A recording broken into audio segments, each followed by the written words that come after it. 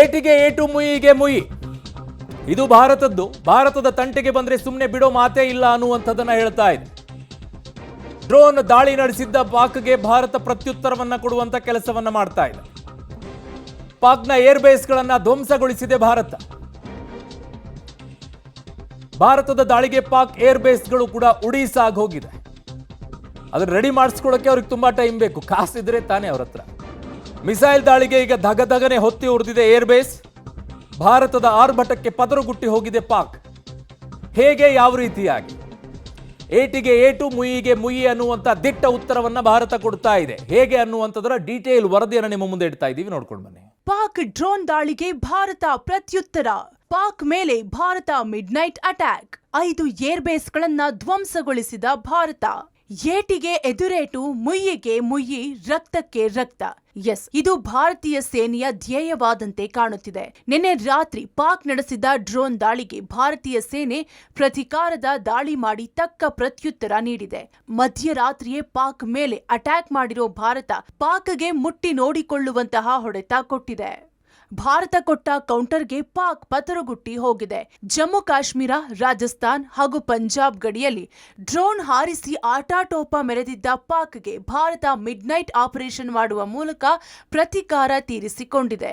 ಪಾಕಿಸ್ತಾನದ ದಾಳಿಗೆ ಭಾರತ ಕೊಟ್ಟಿರುವಂತಹ ತಿರುಗೇಟಿಗೆ ಪಾಕಿಸ್ತಾನ ಈಗ ಪತರುಗುಟ್ಟಿ ಹೋಗಿರುವಂತದ್ದು. ಭಾರತದ ವಿರುದ್ಧ ನಿರಂತರವಾಗಿ ಡ್ರೋನ್ ದಾಳಿಯನ್ನು ಮಾಡುವಂತ ಯತ್ನವನ್ನ ಪಾಕಿಸ್ತಾನ ನಿರಂತರವಾಗಿ ಮಾಡ್ತಾ ಇತ್ತು. ಈಗ ಅದನ್ನ ಡಿಪೆಂಡ್ ಮಾಡುವಂತ ನಿಟ್ಟಿನಲ್ಲಿ ಸಾಕಷ್ಟು ಕೆಲಸಗಳನ್ನ ಕೂಡ ಭಾರತೀಯ ಸೇನೆ ಮಾಡ್ತಾ ಇರುವಂತದ್ದು. ಮುಖ್ಯವಾಗಿ ರಾಜಸ್ಥಾನ, ಗುಜರಾತ್, ಪಂಜಾಬ್, ಜಮ್ಮು ಕಾಶ್ಮೀರದ ಬೇರೆ ಬೇರೆ ಭಾಗಗಳಲ್ಲಿ ಡ್ರೋನ್ ದಾಳಿಗಳನ್ನು ಮಾಡುವಂತ ಕೆಲಸವನ್ನ ಪಾಕಿಸ್ತಾನ ಮಾಡ್ತಿತ್ತು.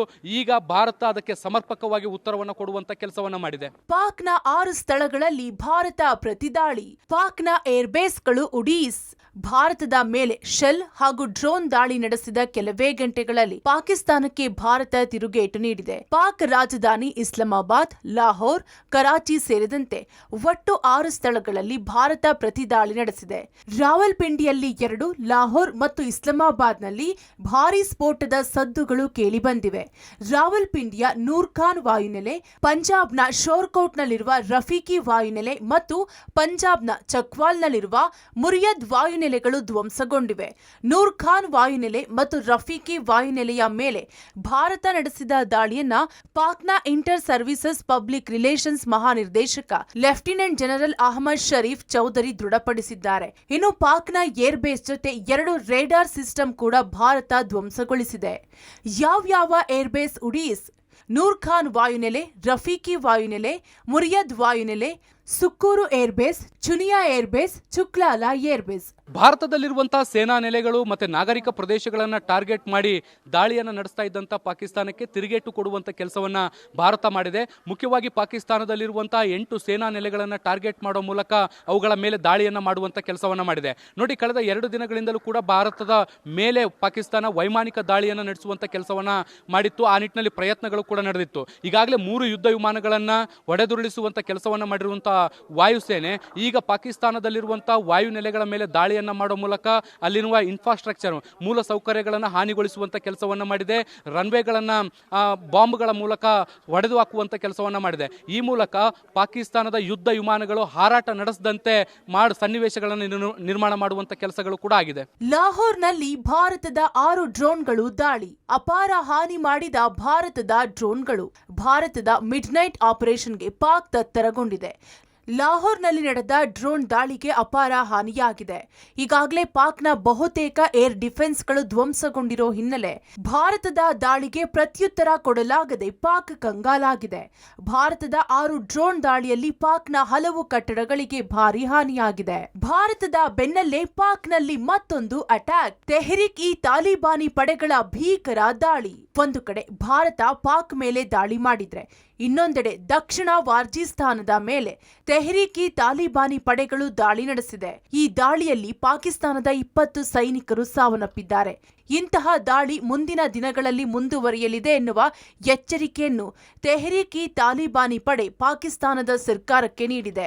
ದಂಗಾಡೆ ಮಿಲಿಟರಿ ಔಟ್ಪೋಸ್ಟ್ ಮೇಲೆ ತಾಲಿಬಾನಿ ಪಡೆಗಳು ದಾಳಿ ನಡೆಸಿದ್ರಿಂದ ಪಾಕ್ ಮಿಲಿಟರಿಗೆ ಬಹುದೊಡ್ಡ ಚಾಲೆಂಜ್ ಅನ್ನ ಮಾಡಿದೆ.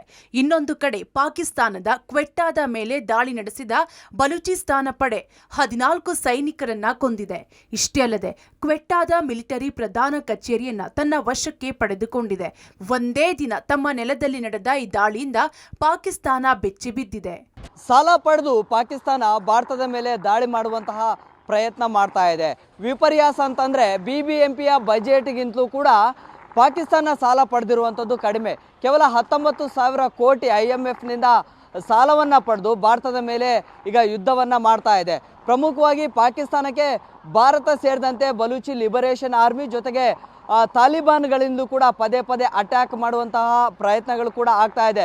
ಸೊ ಹೀಗೆ 3 ದಾಳಿಗಳಿಂದ ತತ್ತರಿಸಿರುವಂತಹ ಪಾಕಿಸ್ತಾನ ದಿಕ್ಕು ತೋಚದಂತಾಗಿದೆ. ಹೀಗಾಗಿ ಮುಂದೇನು ಅನ್ನುವಂತಹ ಸ್ಥಿತಿ, ಹೀನಾಯ ಸ್ಥಿತಿಗೆ ಪಾಕಿಸ್ತಾನ ಬಂದು ತಲುಪಿದೆ. ಒಟ್ನಲ್ಲಿ ಭಾರತದ ಡ್ರೋನ್ ಅಟ್ಯಾಕ್ಗೆ ಪತರುಗುಟ್ಟಿ ಹೋಗಿದೆ. ಈಗಾಗಲೇ ಸುಮಾರು 6 ಏರ್ಬೇಸ್ಗಳನ್ನ ಧ್ವಂಸಗೊಳಿಸಿರೋ ಭಾರತ ನಮ್ಮ ತಂಟೆಗೆ ಬಂದ್ರೆ ಸುಮ್ಮನೆ ಬಿಡಲ್ಲ ಅನ್ನೋ ಸಂದೇಶ ಸಾರಿದೆ.